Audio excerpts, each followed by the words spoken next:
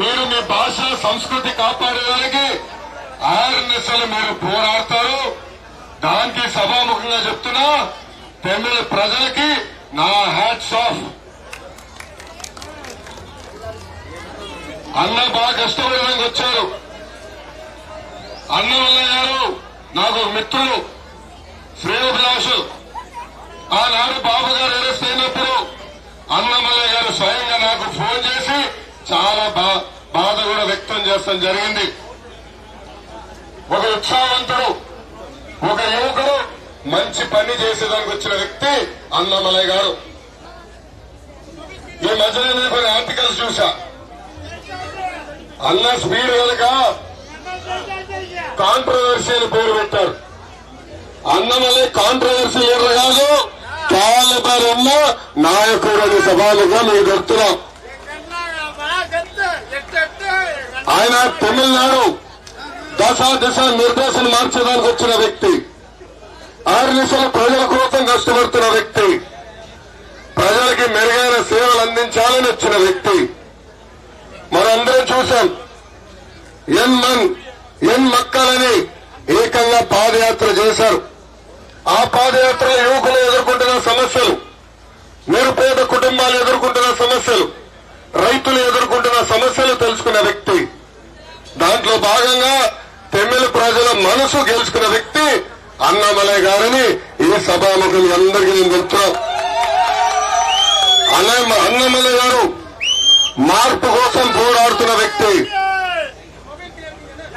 BJP కన్నా, నరేంద్ర మోడీ గారి కన్నా తమిళ ప్రజలంటే చాలా గౌరవం.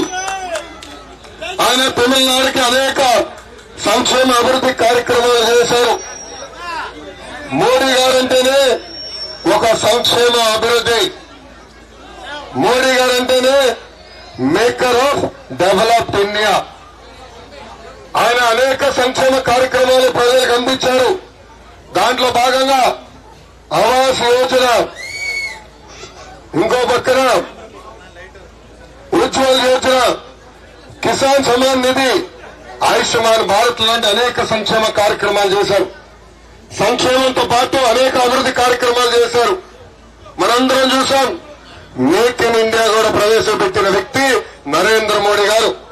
ఈ రోజు ఆ మేక్ ఇన్ ఇండియా వల్ల తమిళనాడుకి అనేక ఎలక్ట్రానిక్స్ మ్యానుఫ్యాక్చరింగ్ పరిశ్రమలు కూడా వస్తాం జరిగింది. ఈ రోజు లక్షలాది మందికి ఉద్యోగాలు, ఉపాధి కూడా వచ్చింది. దాంతో పాటు startup India, skill India, digital India అని అనేక అభివృద్ధి కార్యక్రమాలు కూడా ఆయన చేశారు. తమిళ భాష అన్నా, తమిళ సంస్కృతి అన్నా నరేంద్ర మోడీ గారికి చాలా అభిమానం. అందుకే యునైటెడ్ నేషన్స్ లో కూడా తమిళ భాషలో మాట్లాడిన వ్యక్తి నరేంద్ర మోడీ గారు. ఇంతేకాదు, రైల్వేలు, రోడ్లు, తాగునీటి పథకాలకి అన్నమల్లయ్య గారి నాయకత్వం కింద కేంద్ర ప్రభుత్వం 2,30,000 కోట్ల రూపాయలు తమిళనాడు ప్రభుత్వానికి కేటాయిస్తాం కూడా జరిగింది. ఇంకా కోయంబత్తూరు పార్లమెంట్కి వచ్చేలా అనేక సమస్యలున్నాయి. కోయంబత్తూరుకి నాకు చిన్నప్పటి నుంచి అనుబంధం ఉంది.